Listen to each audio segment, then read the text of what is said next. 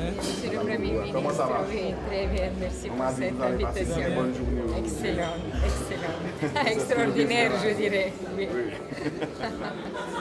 Monsieur le ministre des Affaires étrangères et des Premiers ministres, Oh, magnifique. a dit que vous avez passé un super moment. Oh, maman.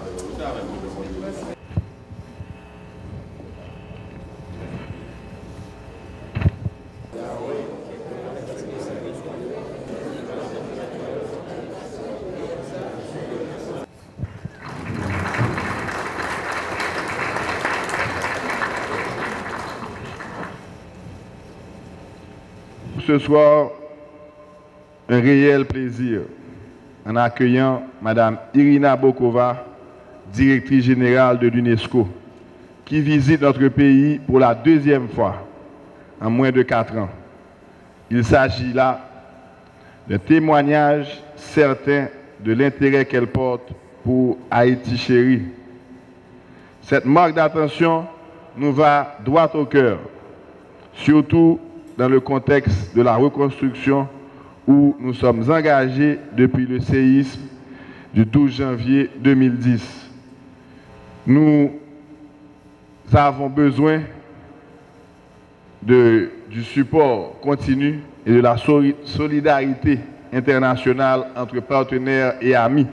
Ceci pour continuer le travail commencé pour lutter contre la pauvreté extrême et sortir ce pays dans ce marasme et travailler ensemble pour Haïti plus belle. En ce sens, je me réjouis de l'excellente qualité des relations entre Haïti et l'UNESCO. Depuis la fondation de cette organisation universelle qui joue un rôle majeur, notamment dans la diversité culturelle, dans la sauvegarde et du respect du patrimoine. La nomination d'un envoyé spécial pour Haïti a revivifié ces relations et a sans doute contribué à un meilleur regard des partenaires sur les problématiques haïtiennes. Je saisis cette opportunité pour remercier la directrice générale de l'UNESCO et tout son personnel pour leur soutien inestimable après le séisme du 12 janvier pour la mobilisation de fonds en faveur de notre pays et à la reprise des activités scolaires, moins de 3 mois après la catastrophe. Je tiens particulièrement à saluer, entre autres, l'apport de l'UNESCO pour son accompagnement à la rédaction et à la mise en œuvre du plan opérationnel 2010-2015 du secteur de l'éducation, la création de la première réserve de biosphère en Haïti et à la gestion de la réserve de biosphère La Selle, la protection et la valorisation des richesses et des savoir-faire culturels en vue de permettre le développement de destinations touristiques culturelles susceptibles de favoriser l'émergence d'une activité durable, créatrice d'emplois et de retombées locales. La stratégie de réduction des risques et des désastres en Haïti par les campagnes de sensibilisation de la junte scolaire en période d'urgence et des tsunamis. Madame la directrice générale, je ne saurais terminer ces quelques mots sans saluer aussi votre action à la tête de l'UNESCO en vue de l'éducation pour tous à travers votre initiative « L'éducation avant tout », qui rejoint en quelque sorte le combat que ce gouvernement s'y mène tous les jours, toutes les heures, du jour ou de la nuit, pour mettre nos enfants à l'école, mettre le plus d'enfants à l'école, ceci pour lutter contre la pauvreté, ceci pour travailler pour une meilleure inclusion sociale en Haïti. Le gouvernement a développé le programme de scolarisation universelle, gratuite et obligatoire, SUGO. Et ce programme, aujourd'hui, contient plus de 1 200 000 enfants. Les enfants défavorisés, les plus modestes, qui aujourd'hui ont accès à l'école. Et les familles les plus modestes reçoivent une subvention à travers le paiement des scolarités de leurs enfants qui vont à l'école. Ceci a été un effort surhumain du gouvernement pour arriver à scolariser 1 200 000 enfants alors qu'on partait de zéro. Alors zéro de la part du gouvernement. Je sais que l'UNESCO, je sais que plusieurs partenaires internationaux aident à mettre des enfants à l'école, mais le gouvernement de son côté a réussi à faire un exploit et on veut continuer. On ne veut pas s'arrêter à 1 200 000 parce que la promesse du président à la population est de scolariser tous les enfants de 6 à 12 ans. Donc, pour le faire, nous allons avoir besoin du support de chacun d'entre vous ici dans la salle. Parce que votre support peut faire une grande différence pour arriver à scolariser le reste des 1,3 million d'enfants. Voilà pourquoi j'ai entamé une tournée à Bruxelles, à Paris. J'ai parlé à de grands partenaires, de grands amis d'Haïti qui ont promis aussi d'accompagner le président et son gouvernement, le Premier ministre, enfin Haïti, dans cette entreprise difficile mais combien exaltante. Nous voulons travailler à lutter contre la pauvreté, contre les inégalités. Nous voulons continuer à mettre Haïti comme une destination à ne pas oublier, destination touristique à ne pas oublier, et aussi pour montrer au monde entier cette nouvelle Haïti que nous cherchons à développer, ce rêve que nous cherchons à non seulement développer, mais nous voulons et nous avons la détermination, l'énergie de changer ce pays. Mais seuls, nous pas privés. Voilà pourquoi nous avons besoin de la solidarité, compréhension, support, appui de tout un chacun ici présent. Encore une fois, je souhaite la bienvenue sur la terre d'Haïti à Irina. Le gouvernement haïtien se réjouit d'avoir un partenaire de choix et sûr dans ce combat, en ce début du XXIe siècle, pour l'accès à une éducation de qualité à toutes et à tous. Je sais que après la visite que vous avez faite aujourd'hui à Seguin, si vous aviez un côté affectueux pour Haïti, et bien après cette visite, je suis sûr que c'est passé de 5% à 80%, à 200%.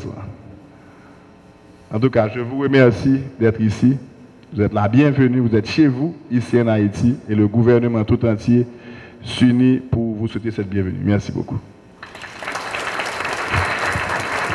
Chers collègues du système des Nations Unies, Monsieur le Premier ministre, je suis très touchée par vos paroles si aimables pour tout l'accueil que vous m'avez accordé à moi, à ma délégation. Et quand je dis à ma délégation, j'inclus aussi Michaëlle Jean, parce qu'elle est ici aussi, pas seulement en tant qu'ancienne gouverneure générale du Canada, mais comme envoyée spéciale de l'UNESCO pour Haïti, dont on est très fiers. Monsieur le Premier ministre, vous avez évoqué que c'est ma 12e visite ici dans votre pays.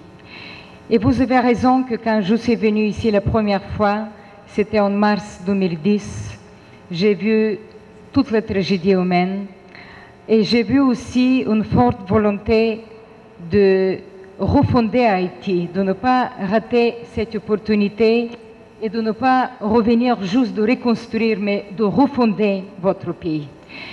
Et le tremblement de terre a secoué, je dirais, les consciences. Et nous, à l'UNESCO, on a été très mobilisés dès le début de ce travail avec les intellectuels, avec tout ce que nous avons comme des idées, des pensées, de vous accompagner et je vois dans la volonté de votre président et de votre gouvernement exactement ça, de refonder les pays, de ne pas revenir vers la situation avant le tremblement de terre. Et je crois que vous faites la bonne chose pour votre pays. Le fait que vous avez introduit la gratuité pour l'éducation primaire, je crois que c'est une révolution dans l'éducation. Et ça, je suis sûre, ça va amener les enfants aux écoles. Et lutter contre la pauvreté, pour nous, c'est tout d'abord assurer l'éducation pour tous. Vous avez mentionné qu'il y a aujourd'hui 1,3 million enfants non scolarisés. Je me souviens à l'époque, il y avait 3 millions d'enfants. C'est une énorme avancée. Je vous félicite, je vous encourage et je vais vous rassurer que nous allons accompagner ces efforts. Parce que, avec le ministre de l'Éducation, j'ai assisté récemment à une réunion de la Banque mondiale quand on discutait ensemble avec les partenaires cette stratégie solide pour l'éducation.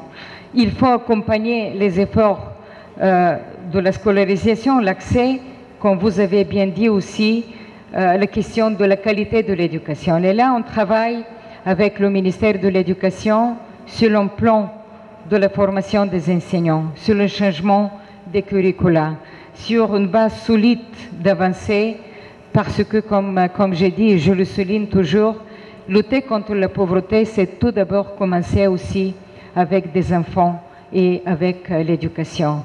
Et bien au-delà de ça, je crois que les défis d'un développement durable, c'est tout le grand agenda des Nations Unies, c'est aussi la culture, c'est comment on valorise la culture, comment changer, je dirais, l'optique sur la culture, parce que la culture, et vous savez très bien ici en Haïti, je l'ai vu hier soir pendant la excellente réception dans le musée Le Panthéon National, avec toute la force de votre culture qui émerge chaque fois avec les talents, avec la créativité. Et changer l'optique, ça veut dire aussi que la culture, le patrimoine sert à la cohésion sociale, mais aussi aujourd'hui, c'est lié avec le développement. Ça crée des emplois, ça attire aussi la jeunesse autour, je dirais, des grandes questions sur les identités. Et j'ai vu hier aussi, en visitant la citadelle, quel potentiel existe aussi dans votre pays de faire ce lien entre culture et développement, entre tourisme et développement, entre la cohésion sociale, la jeunesse éduquée sur certaines valeurs. Et bien, le président de la République était tellement aimable aujourd'hui de m'inviter de visiter ensemble la première réserve de biosphère, la parc Seguin-La Selle. Et là, je dois encore une fois vous féliciter parce que on ne peut pas avoir un développement durable sans la conservation de la biodiversité. On parle très souvent aussi que votre pays subisse aussi des désastres naturels, tout ce qui est les inondations, les ouragans, les taifons.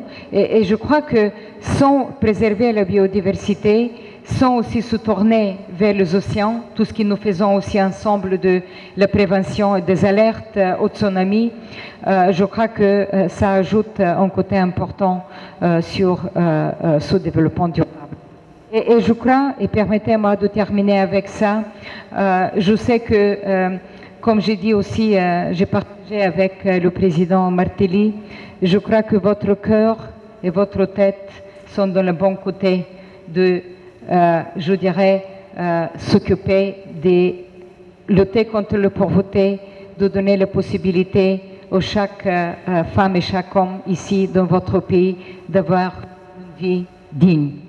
Là, on va vous accompagner parce que je crois que Haïti, avec toute l'histoire, riche histoire, douloureuse histoire parfois, mérite mieux. Et nous, et je parle ici au nom de toutes les agences des Nations Unies, de toutes les Nations Unies, et plus spécifiquement à l'UNESCO, nous sommes là pour vous accompagner dans vos efforts et dans vos ambitions bien méritées. Comptez sur nous, Monsieur le Premier ministre.